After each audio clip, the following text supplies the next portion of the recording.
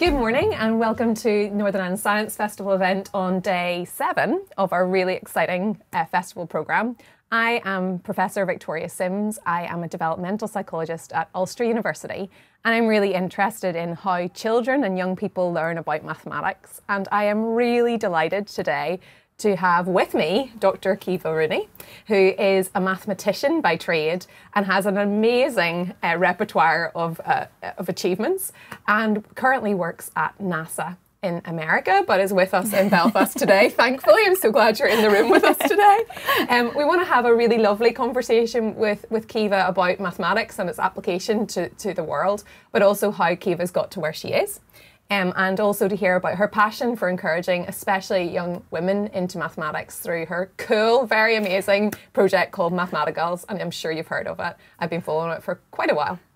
So first of all, I'd just really like to let Caoimhe tell us a little bit about herself, where she grew up and how she the trajectory that she took in terms of studying mathematics. And I want to remind you as well that you're able to pop questions into the chat box if you have questions for Caoimhe. And through the conversation, I'll try and pull in some of these questions so that we can answer the questions that are coming from you wherever you are. I'm assuming at school, hopefully at school. You might be at home, who knows.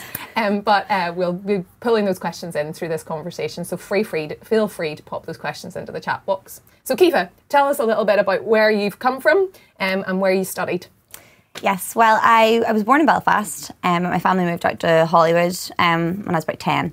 So I went to school out in Hollywood, went to Sullivan, and I always loved maths when I was young, especially when I was a child. Maths was definitely my favourite subject because it was just like solving puzzles and problems. But somewhere sort of in school and sort of big school, I kind of became a bit disenchanted with it. I just couldn't see what it was useful for. It was difficult. I definitely had a lot of self-doubt about if I could do it. And it took one really great teacher, well, a couple of good teachers, but there's one in particular who really got me interested again and sparked that love and brought me back into the subject. So much so that I just kept studying it. So I studied it for A-level, and then I finished school. I didn't know what I wanted to do, but I just knew I loved maths. So I just kept studying maths. A true maths geek. A true maths geek. And went to Trinity College Dublin to study more maths. And I studied pure maths in Dublin, which was brilliant, but I still didn't really know how I could use it. So then I went on to Oxford and did a PhD, and its programme was called Industrially Focused Mathematical Modelling. So it was very applied, very problem focused, trying to solve problems that industries and companies face. And from that then managed to get into NASA, which was to solve problems that I was most interested in, which was outer space and space exploration. So there's loads of things you've said that I want to explore a little bit more about. And I suppose the first thing is lots of us associate or think about mathematics. When we think about mathematics, we think about arithmetic. So those things that we maybe did in primary school, adding, subtracting, multiplying, dividing. But what you're talking about in terms of pure mathematics is a complete step away from that. So can you kind of talk a little bit about what kind of the more complexities of the mathematics that you studied instead of just the kind of basic number crunching? Yeah, so all of those things that you learn at a young age, I don't even think people realise how sort of indoctrinated into their minds they are, that adding and subtracting, you sort of do that on a daily basis without even realising that you're kind of solving equations and doing maths in your head. The maths that I studied was a lot more, especially in undergrad, it was a bit more abstract. So kind of using mathematical ideas to understand essentially things that kind of define how things work. All of everything that you can sort of see and touch is kind of underpinned by mathematics, how things stay upright, how we stop things from falling over, try and counter gravity. We're always tweaking things to try and make them make sense. And that is all sort of underpinned by a mathematical understanding. So my degree was kind of actually digging into all those things and having a closer look at exactly what the equations are and how we can use equations and things to understand the world around us. And then the next step is actually doing something with that. So you can understand it forever and you can dig deep and you can really go down very complicated avenues to kind of get to very difficult and intricate mathematics. Or you can kind of take that and zoom out again and think, well, where is this coming into the world and where can this be useful and how can I apply this in a way that it's going to make the world a better place or just solve interesting problems. So I'm sure loads of people who are listening right now understand the kind of pathway from school to maybe a gap year or something, going to university and being taught lots of stuff. Yeah. Can you tell me a little bit about what a PhD is, just generally? Because I think loads of people, even my students that I teach at university, think, what's she talking about? What's a PhD in the first place? So can you tell us what a PhD is meant to be? Yes. So I was definitely in that boat of I don't know what a PhD is or what it would involve. So it's a PhD, it stands for philosophy. I'm going to get this wrong. Doctor for Philosophy. Because in Oxford it's DPhil, which makes more sense because it's Doctor of Philosophy, but generally PhD. So you sort of become an expert in a particular field, particularly in a narrow subject. And you might take that subject, often it's something you pick yourself, something you're really passionate about, and you spend 3 or 4 years researching that in depth to try and really make some sort of positive contribution to that field, maybe tackle something that hasn't been done before or investigate something to a deeper level. So my PhD in particular, I mentioned it was under this program called Industrially Focused Mathematical Modelling. So I actually didn't pick my topic. Yeah. The way it worked was there was 13 of us in my cohort and different companies from all over the UK and some in Europe would propose a problem. They'd say, we've got this issue in our product or in our industrial process and we don't know how to solve it and we think mathematics would help. So then we, the 13 of us, would sort of pick one of those companies to work with for 3 years and try to solve their problem using mathematics. So you're trying to not only get a PhD, which is hard enough and involves doing a lot of research and writing a pretty substantial thesis and then defending it to academics, but also trying to actually solve a problem that has been posed to us, which made it difficult, but also give it so much more purpose because you felt like this is actually hopefully going to be used and be beneficial. And I think that that's a really interesting point because a lot of people will say, why do we bother studying mathematics at school even? Never mind at university, never mind at a PhD, when we have, the calculator in your pocket, because people still associate mathematics with those basic arithmetic skills that we can solve really easily with the calculator in our pocket. But what you're talking about is using those complex mathematics in a really important way that could improve society or improve the economy or multiple ways. So what I remember talking to you before that there were people working with companies like Nestle, for example, but what was your big problem that you had to try and solve? So my big problem, anytime I was telling people what I was working on for my PhD, they were always quite surprised because it was so niche. And they were sort of like, why are you interested in this? But the company, the industry that I was working with was actually the Norwegian metallurgy industry. So in Norway, trying to make different types of metal, trying to use materials to make metal production better. Okay. So I was looking at a particular furnace, so a big cylinder, high temperature electrical furnace that was used to kind of turn coal into a more graphitized version of carbon. So graphite is very useful in that industry, but it's expensive. So they would do this, they would have this procedure where they would take coal, which was a lot more abundant and cheaper, and put it in a furnace, pass an electric current through it. That current would conduct through the material, it would heat up, and when it heated up, it underwent this thermal manipulation. So the sort of physical properties and the electrical properties and things of the material would change to be more like graphite. So the material they got out the bottom was like graphite, but cheaper. But their issue was because these temperatures, the furnaces reached such extreme temperatures. What are we talking about? Like thousands of degrees. Okay, right. You couldn't just stick a thermometer in or you couldn't take anything out mid-process. So they'd put it in the top and then over time it would pass through and they'd get it out the bottom. But they really had no idea exactly what was happening inside or how they could optimize the process, make it better. So they called upon mathematics to try and simulate that procedure. So you can use mathematical models, all underpinned just by mathematical equations, to try and understand how the electrical current is conducting through. You can understand how the thing is heating up. You can get a bit of an idea of how the material is moving. You can really do all of that with mathematics to try and understand the process. But the most important thing is that you don't even have to go that far into depth. Yeah. You can break it way down and consider the simplest possible model, which I did, because you have to start at you have to start simple and add things back in. But the progress you can make and the insight you can provide just from a very simple mathematical model in a problem like that where they're truly blind is quite significant. So I worked on that and trying to understand the furnace and trying to give them ideas of what parameters they could tweak in terms of how much current to pass through or how fast to let the material pass through the furnace, all those things to try and help them make the process better. And I think that's really fascinating because in this type of mathematical model we can use across all realms of science. So for example, in my discipline, we're very interested in how the brain works.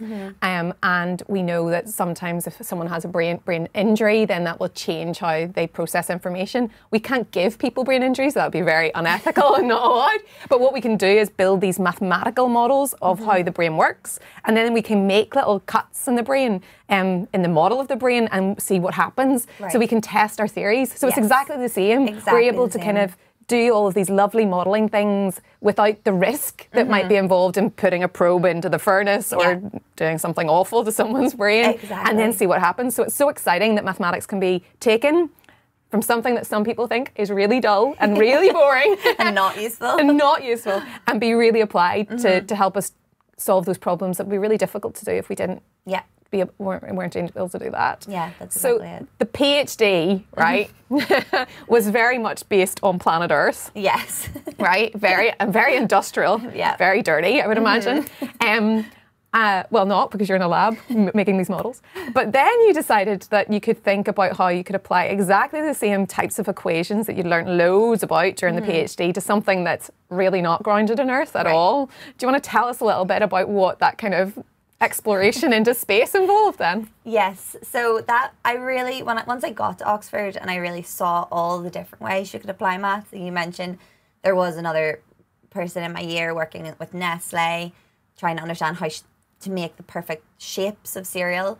I had a friend who works on kidney stone removal. There was someone else optimizing race cars. There was someone else working on the brain.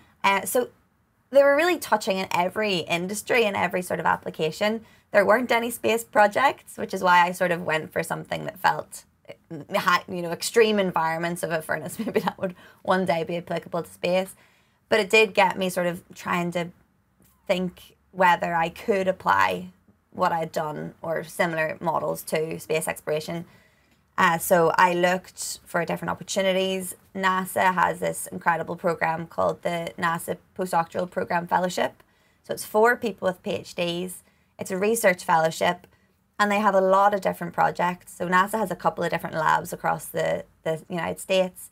And if one of the workers at NASA wants somebody to do a project with them, they'll advertise it on this website. They'll give their description, and then you reach out to them. So I sort of went in and put in filter the word maths to see if anybody was interested in mathematics. And a few came up, but there was one in particular in NASA Ames, which is in Northern California, with a professor called Mark Marley. And he was working on trying to understand what planets that are very far away from us, exoplanets, and brown dwarfs, which is another celestial object, are made of, with the hope of eventually finding something that looks like Earth or could potentially have water or some form of life.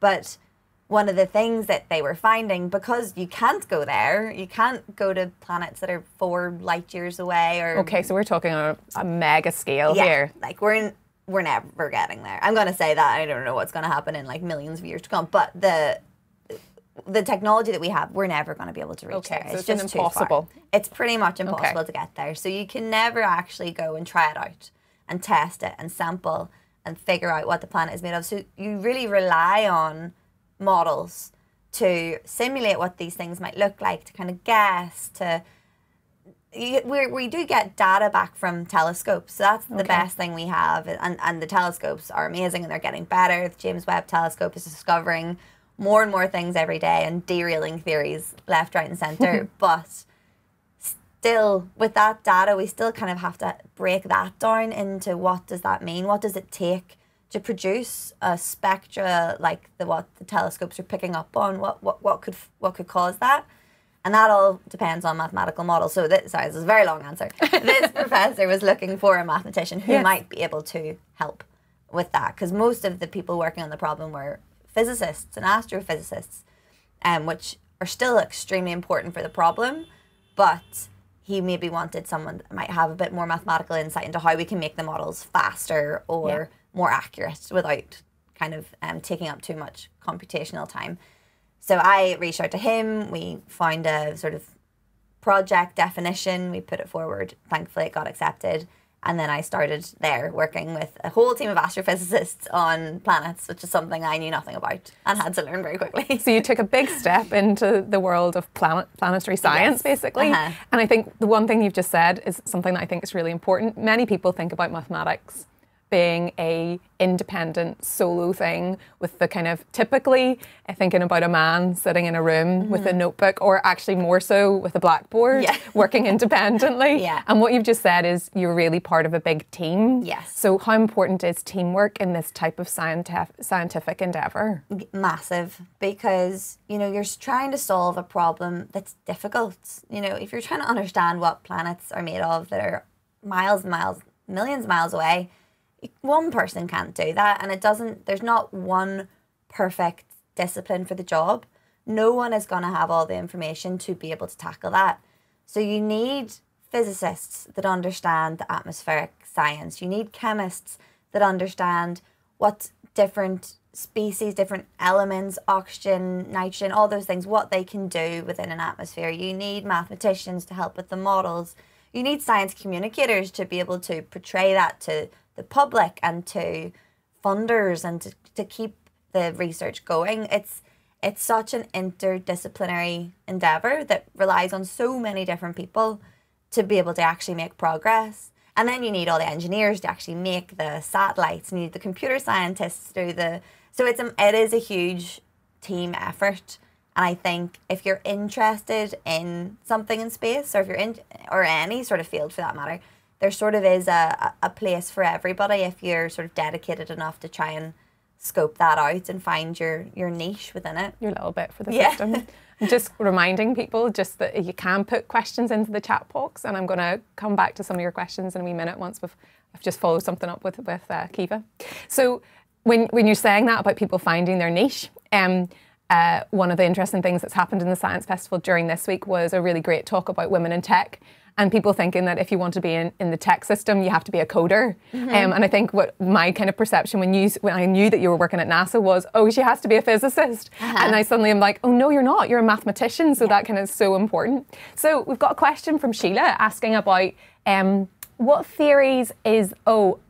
I did actually think this myself. Thank you, Sheila, for articulating it. So we're talking about these... We have all of these fundamental theories in physics and mathematics.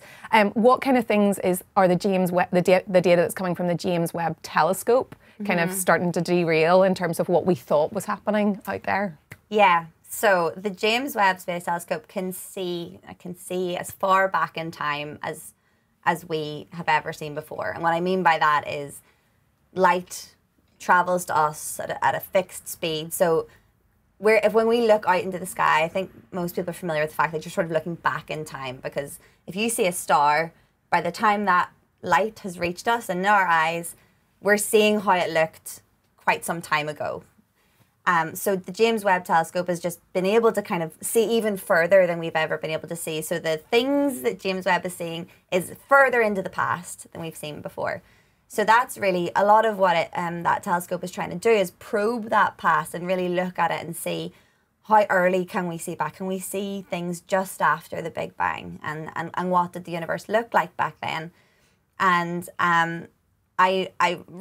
reason I even brought it up was because I was recently just reading about the recent discovery of James Webb, that some of the galaxies that are being observed that are meant to be very, very young, and they're expecting to see young, tiny baby galaxies that are just being formed after the Big Bang, seem to be a lot bigger and older and more established than what they previously expected, which is sort of implying that maybe they're not as young as we thought. And maybe things aren't quite what the timeline that we saw things happening after the Big Bang might not be quite what we thought.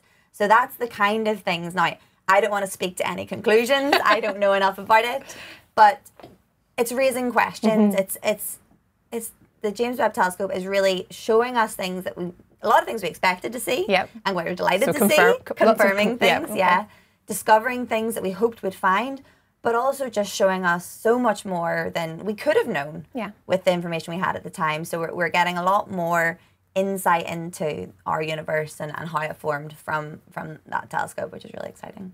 I think that's a really important point about science in itself, because sometimes, I suppose, a really good example was during COVID, when we were getting all of this new data streaming in, and our opinions as scientists were changing kind of on a daily basis. And some people look at that change in opinion as a weakness of science, because they think, well, you don't know what you're talking about. But actually, the strength here of the James Webb data is that we can, what we as scientists would like to say, not change our opinion, update our theories about how the world is functioning, how the universe is functioning. So it's a really, I'm assuming it's a very exciting time to be in this space of research. It is, yeah. And the group that I work within, there's a lot of people who are working with James Webb Space Telescope data. So they're actually working with hands-on, seeing the first images, seeing all of that and analysing it kind of as it's coming in. So they're very excited. They're very busy. I'm sure they are. Very busy, but yeah, it's really exciting. So we've got another question. So Soren asks, what is an average day like working at NASA? Well, we'll start with that, actually. I think we've got a few wee bits of a question, but average day as a NASA research mathematician, what does that look like? So for me, because I am on the sort of theoretical side of things, so I sort of speak, there's the theoretical side, which would be me, which is modelling, and then there's the observation side. So they're the people kind of looking at the telescope data and stuff. So I'm on the theory side, so I do spend a lot of time sort of at my desk with a computer program, trying to understand trying to predict different spectra, trying to understand how we can use our models to put some sense into the data we're getting back. So a typical day usually involves looking at my code, making sure it works, which is, it could be a very bad day if it doesn't work. It could be a very good day if it does. Meetings with the team, because there's so many different facets to the group, it's important to kind of keep tabs on what people are doing and getting advice, you know, as a mathematician, because I wasn't trained in exoplanet science. I get a model, quite often I'll run my model and I'll get this spectra, and then I'll just have to show it to someone and say, does this look sensible? Like, this is what my model's telling me, but you need to tell me, does that make scientific sense? Yes. So there's a lot of sort of trying to play to your strengths, trying to see how you can make best use of everybody's skill set. I think sometimes people imagine it to be very like a movie, you know, you'd go in. I'm imagining this like super clean white building where like the doors zoom open and you've got like eye recognition and all. No?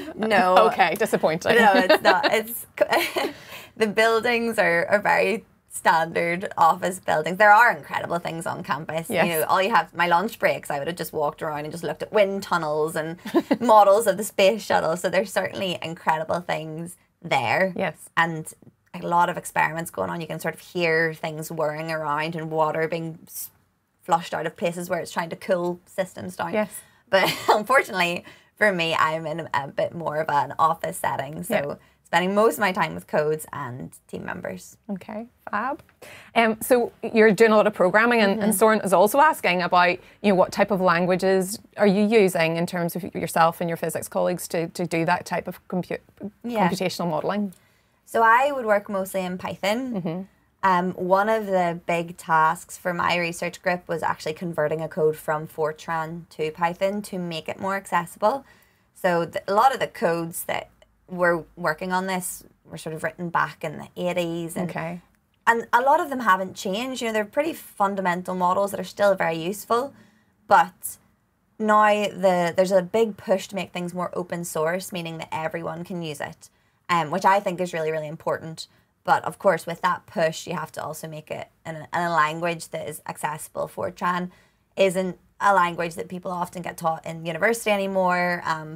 There's different languages are kind of up and coming and being more useful in other sciences as well. Yeah. So Python is one of those ones that I think a lot of people are more familiar with. So we've been trying to convert codes from Fortran into Python and then update those from there. So kind of take those hereditary codes, the ones that are really important, put them in Python and then make them even more useful. So, and I've done a little bit of C, but Python would be my language favorite, of choice. My language of choice, my strong preference. I like your point there around this kind of push in science to being more equitable and accessible. I know at the Science Festival we have people who've come from the South African Observatory, and that again is about inclusivity and making sure that this type of research can happen anywhere. Yeah. So can you see that kind of equity changing who does mathematics?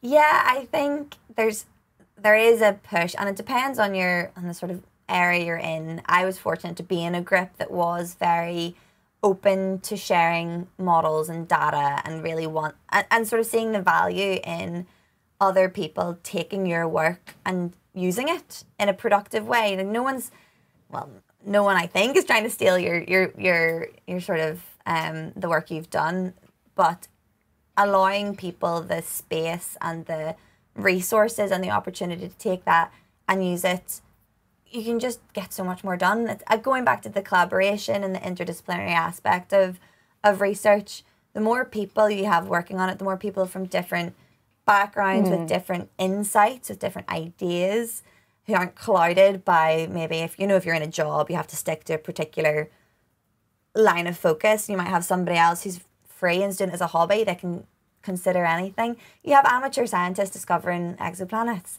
So I think it's a field where the more open you can be and the more you allow as many people to be involved as possible, that you'll just discover more and you'll make so much more progress. So it's sort of within the interest of the field to be accessible and open. And I think it's interesting, we've got Alan Fitzsimmons up in Queen's who does lots of planetary discovery, and I remember being with him at an event and we were giving talks, and he started to tap my legs and was like, oh, what's going on? And basically they were running a citizen science project, so people were getting images that were coming from some telescope, and someone had discovered a little new cluster, and he was so excited because this was a person who was a dad in London. He was sitting in his house just scanning through images, and it suddenly becomes people from any walk of life can be involved in scientific discovery, which is amazingly exciting. Yeah, absolutely. And so for Alan, that was an exciting moment. And Dominic has asked, what's been your proudest moment in terms of your scientific career? My proudest moment, I would say, getting the research fellowship at NASA, because space to me was such a passion, but it was I didn't ever really, until I was in Oxford and I was about 22, 23, wasn't until then that I actually even realised I could do it, and could being like it was possible. I didn't know anybody from Northern Ireland working at NASA. I didn't really know any other female mathematicians.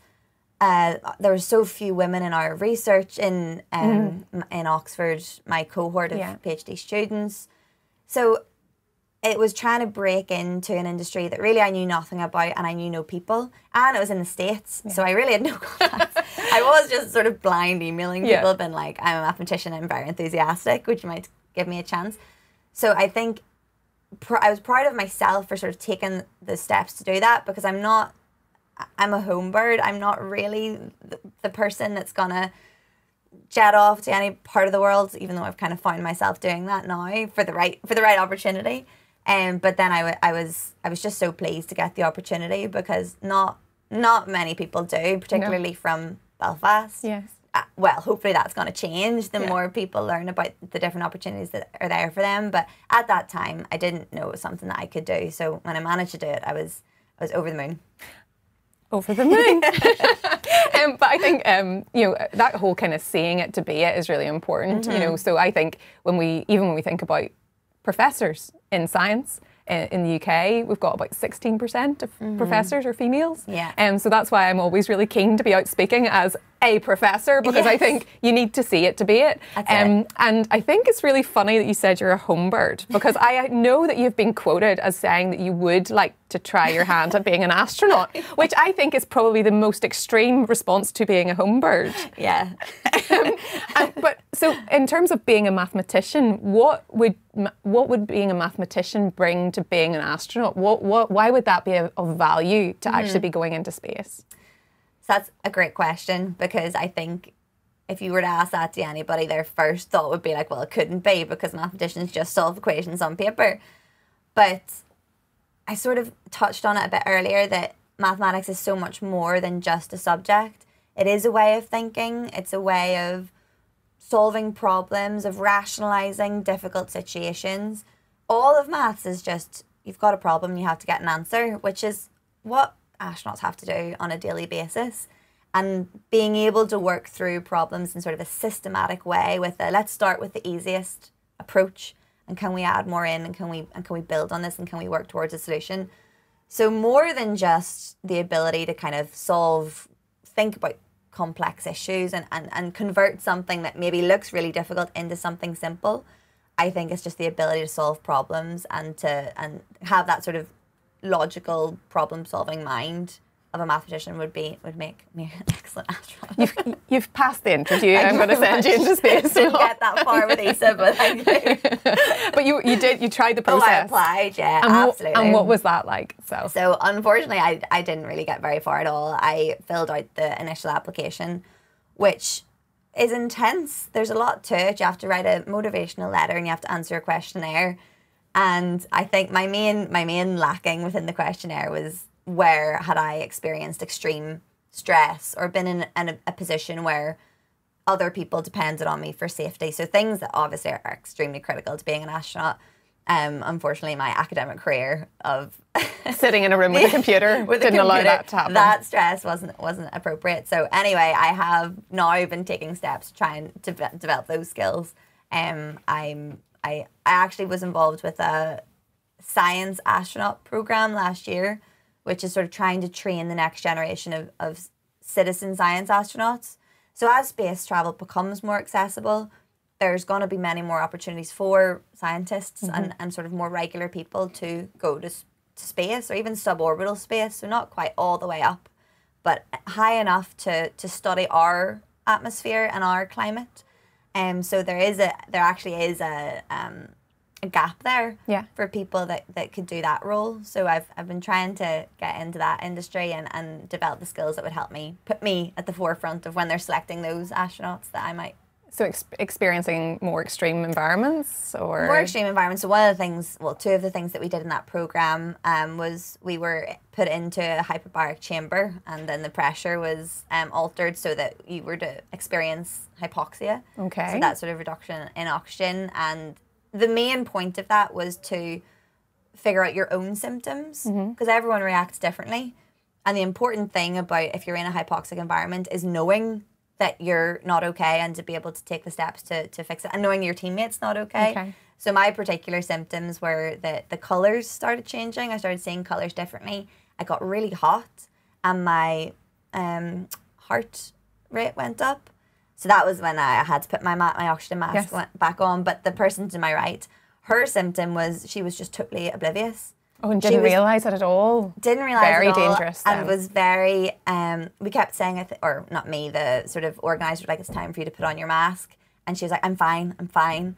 And it was very focused on, because we had to sort of fly a fake plane. That was our task while we were experiencing it. Oh my goodness. It was brilliant. But so anyway, so that was one of the things we had to do in the programme. And another thing was we were put in an aerobatic aircraft and flown, and we did various manoeuvres to experience this sort of G force that you might experience during, well, not to the same extent, but we experienced pretty intense Gs through loop-de-loops and barrel rolls and different sort of manoeuvres. And we were taught to kind of how to deal with those to not black out or not get sick. So we did that as well, which is incredible. So I'm just thinking right now, people listening to this in school, thinking about mathematics in their classroom with their little workbooks, and then seeing what a mathematician does do in planes and experiencing hypoxia. You know, mathematics can be extremely extreme then in this scenario. Exactly. Yeah. If you're that way inclined, you can do anything. You really can do anything, which is, I think, the thing that they're really missing in school. Yeah. Is knowing that, because I didn't know that. I don't think the teachers know that either. I don't think there's enough emphasis put on where maths can take you that's fun and interesting and fascinating. So I think that's all it would take, because so many people love maths when they're young, but they just don't know where it's going to be useful. Yeah, and I suppose for me, myself, as someone who researches tiny children and mathematics, like we're talking 2, 3, 4-year-olds, the amount of play with numbers that happens when you're little is amazing. And a lot of parents don't even realise what's happening until you know, we ask them some questions about what do you do with your kids about maths, and they're like, nothing at all. And then we kind of give them these checklists and they're like, oh my goodness, all of their little world is mathematical. Yeah. And that excitement and joy of mathematics. I was actually listening to the Life Scientific this morning, and they were talking about Proudest, a mathematician who is very prolific. Yes. And he talks so much about the joy of mathematics, and actually reflecting back on our conversation, he was extremely collaborative. I think he published with 500 different people. Yeah. So that kind of joy and love of mathematics can sometimes disappear as we go through education, but coming back to thinking about that playfulness and problem solving is so important. Yeah. And I also did A-level maths, and I was not good at pure mathematics, but I really love mechanics, and I can see now how those mechanics and statistics, obviously as psychologists we use lots of statistics, how those things have really carried through my career with me, because I was able to use those very practical problem solving skills in mechanics, and then the statistical analysis that has helped me with my career, and I use all of that on a day-to-day basis, as you are too.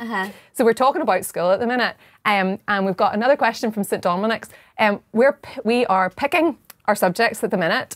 What did you do for GCSE? They're talking about double award science. You know, what did you do at GCSE, and what do you think you would recommend if you have any tips around that? So I think, well, I did. So it wasn't double award in my school. You literally picked your subject. Yeah. So I did maths, or something. Well, maths didn't count. Science, or chemistry and physics. Yes, were the two that I did, sort of equivalent to double award. But I did no biology. I was straight out of biology. But I think if you have any sort of notion of becoming a doctor, don't do that. Keep that. But I think with GCSE, it's difficult because you're making decisions at quite a young age that could influence your sort of future decisions. And that's not to say anything's permanent. Even if you didn't do biology at GCSE and you later decide you want to be a general practitioner or a doctor, you can do it. So, like, my advice would be not to get too stressed about it, because you're not going to cut things off completely. You can always come back and do other things, or manipulate things in a different way. Sure, I did my maths degree in university and I ended up working with a bunch of physicists. So there's so many different ways that you can pursue careers that are interesting to you. So I think for GCSEs, the most important thing is to do things you enjoy. And I mean, it's good to kind of keep a nice variety of if you've got many interests, try and keep on top of those, but do things you enjoy. Talk to your teachers. Make sure you've got a good relationship with your teachers, because I did, and I do think that what was so important for me in loving the subjects was having a good relationship with them.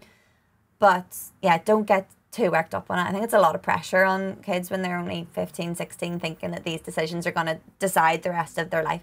They're not. You can always, you can do so much with what you have, and you can always come back and make other decisions if you change your mind. Yeah, and as someone who's seeing young people coming through the higher education system, the thing that I'm always struck by is these different routes that people have taken. Yeah. So maybe someone has been really super focused, maybe more on the arts, and chosen more arts GCSEs, and then has realised, actually, I really want to do something like, you know, some people think psychology is an arts degree. It's not, it's a science. So they've kind of gone and picked up some things at tech, taken a different route. They've done an access course in further education to come into university. There are all of these different pathways that people can take. And you're totally right. People do best when they do the things that they love and are interested in, because you spend more time betting yourself into that literature and the research.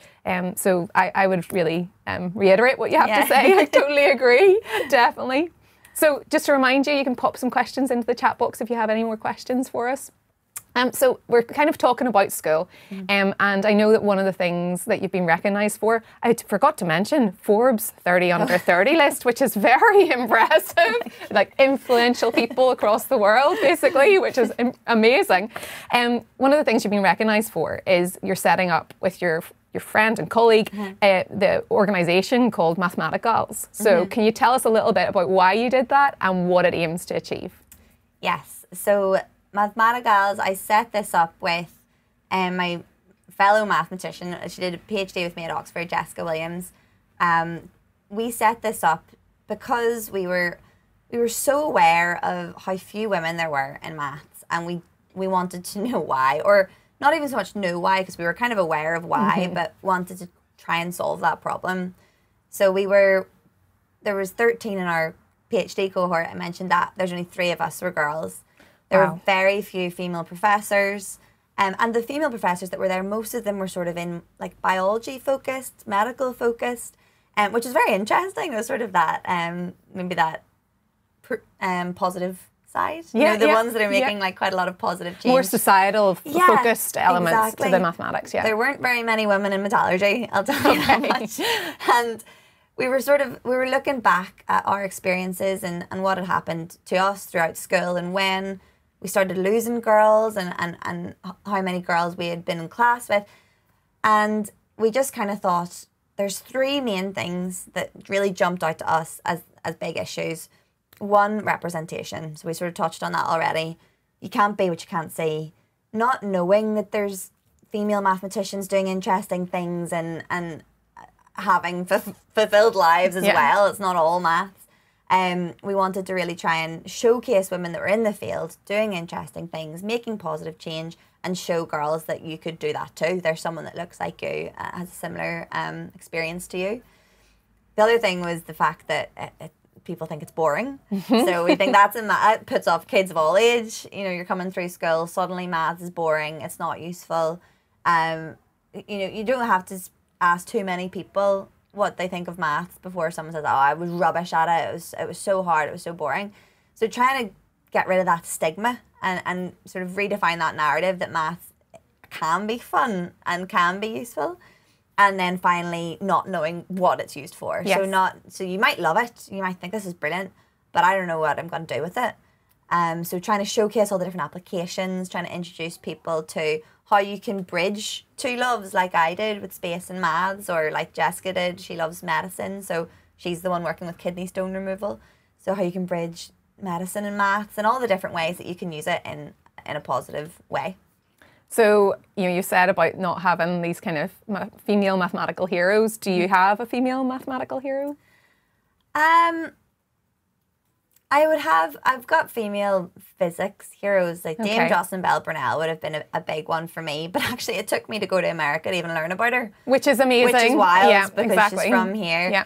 So, the more that I try and discover female mathematicians, I'm learning about all the different things that women have done, but it still is, if you ask me about mathematicians, it's still men that are jumping to mind. Yes. So there's still a long way to go to get more recognition on the accomplishments of female mathematicians as well. It's not that they're not there. There's fewer of them, that's true, but they are there and they're doing incredible things, but we just don't learn. We don't know about them. They're not as at the forefront of science. Yeah, and the stories are not written about. And I can see that again in my own discipline, where I noticed very clearly when I'm doing my lectures that I can see in terms of historical psychology research, it's here's another man who did this, and here's another man who did this. Exactly. And I have to try really, really hard to pull in female researchers that I can show to my students to make sure that they see that. And I think one of the other things I've learned recently was having a little kid is really useful, because there are these great series of books that are trying to really counteract that. for example, reading my daughter the story of Ada Lovelace. You know, I kind of had heard of her before, but she basically was someone who was translating a book by Babbage, who was a mathematician, and started to write little notes on the side, and kind of formulated great equations and became the first computer scientist. I didn't really know that until I started reading books to my 5-year-old, which is kind of so sad. I know, it's so backwards. Yes. So you're really trying to counteract that with Mathematicals. We're trying to counteract that because, and you sort of mentioned that when you're teaching and all of these, the sort of great psychologists that you're pulling out are men, that's damaging too, because then there's that brilliance bias that you associate, oh, the accomplished ones are men. So yeah, maybe there's women there, but they're not that good at it. So when you have underrepresentation of any form, it's immediately telling people you don't belong or you're not good enough, because the people that are good enough are all men.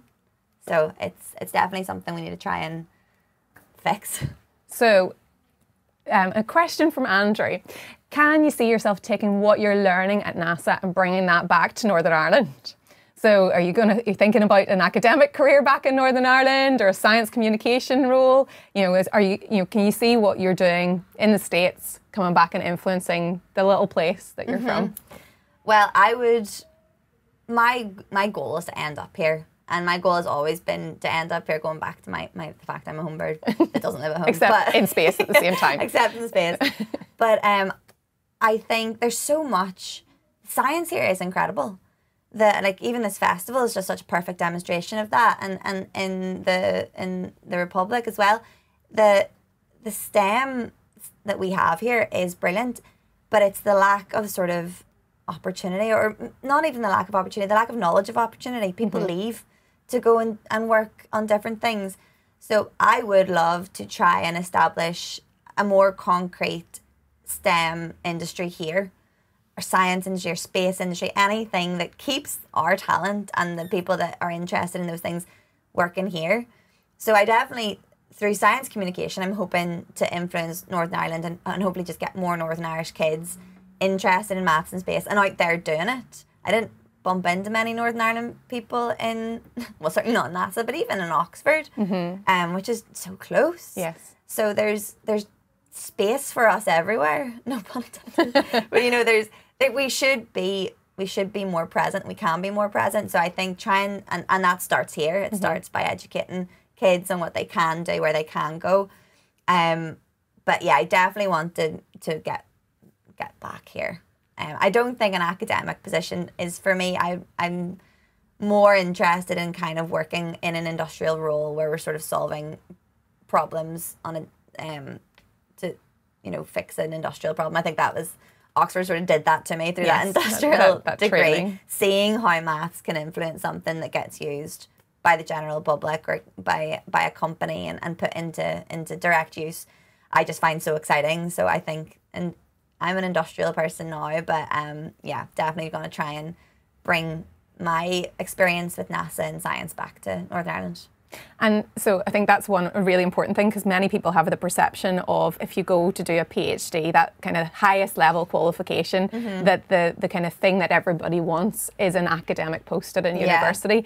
And I see so many of our amazingly talented PhD researchers that are coming through Ulster University going into these really applied settings and really making huge transformations in terms of, from our backgrounds, education, neuroscience, tech, lots of innovations.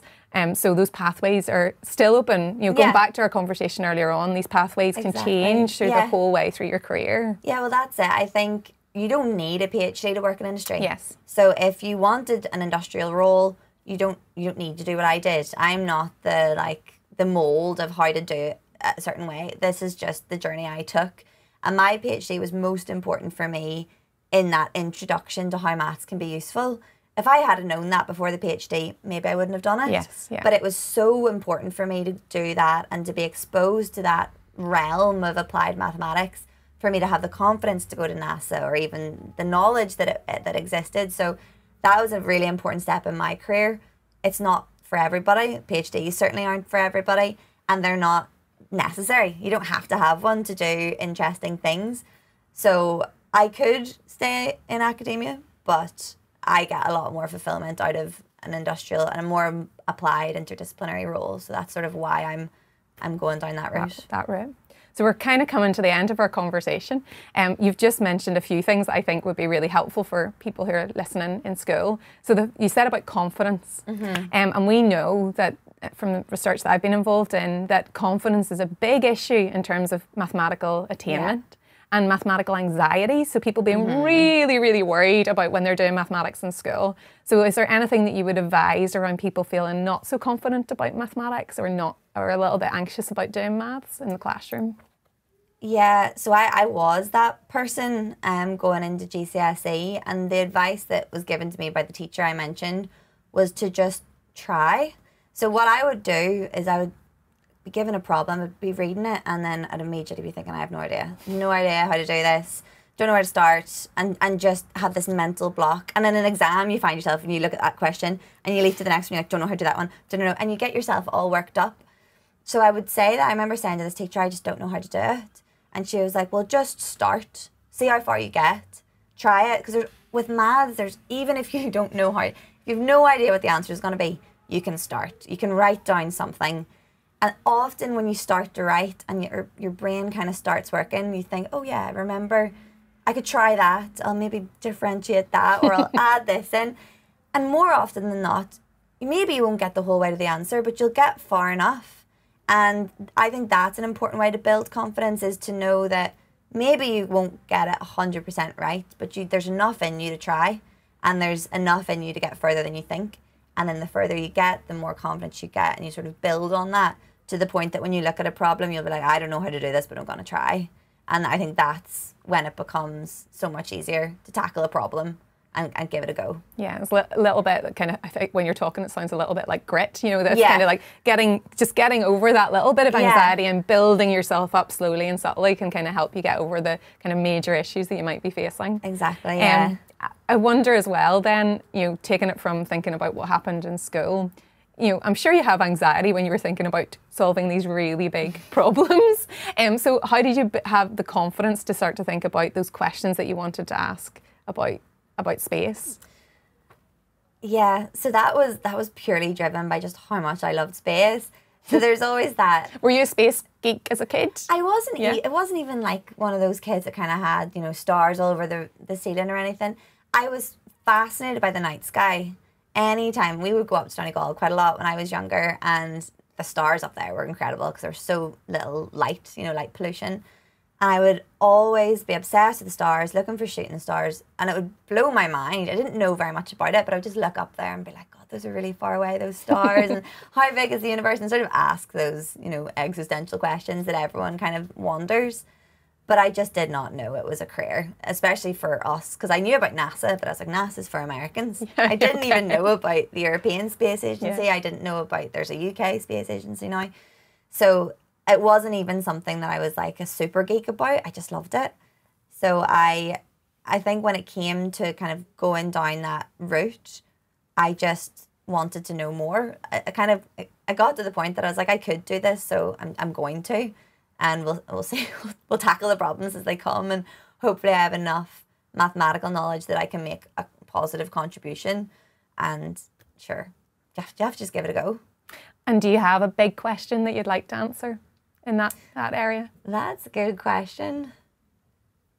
Not a big question. It's more, I just want to be around to see the big things.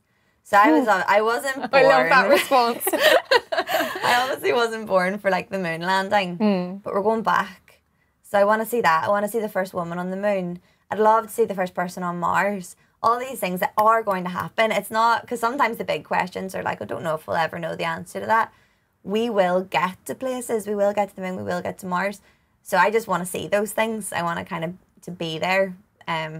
Like physically be there would be great on Mars, but just to witness it and kind of be a part of that history, that would make me very excited. So this final question that I'll take actually feeds into it, because I'm imagining you reporting the first, because of your amazing communication skills, reporting the first women on the moon, or reporting the kind of the Mars landing. So the questions come in that says, look, you obviously have great communication skills, and you are defeating the stereotype of the mathematician who may you may have the stereotype of slightly incompetent with their communication skills. Are there others like you, mathematicians? Are there many mathematicians who are just still in their own little kind of office with their blackboard? Or are you becoming the kind of more typical face of mathematics, I suppose, is what I think this question's getting at. Yeah, it's a good question, because that's a stereotype we're faced with all the time. Yeah.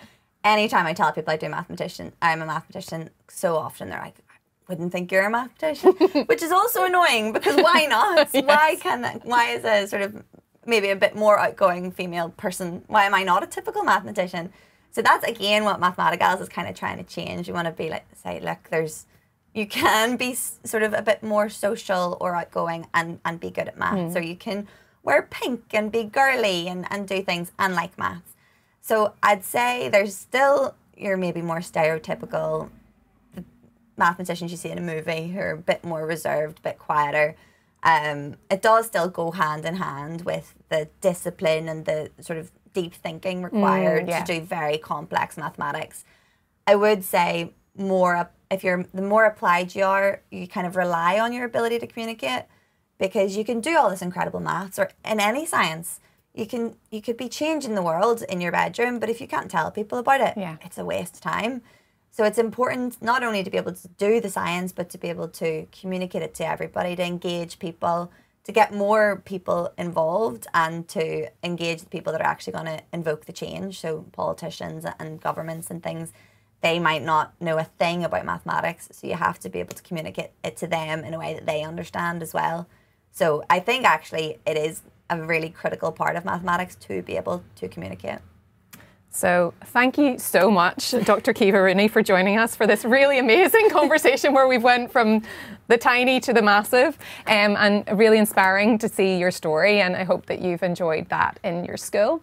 I would really encourage you to go back onto the Northern Ireland Festival website, nifestival.com, to check out all the rest of the massive programme that we have. The festival's continuing on to Sunday. There are lots of free events, there's things outdoors, there's things inside, there are things with physics, there are things with maths, there's things for everybody. So please go in and have a little look at that programme and engage in our science festival, because we've seen how that's really inspired people to go on to study things like mathematics and things like physics and other amazing subjects as well. So thank you, Caoimhe, for joining us, and I hope you've enjoyed our conversation.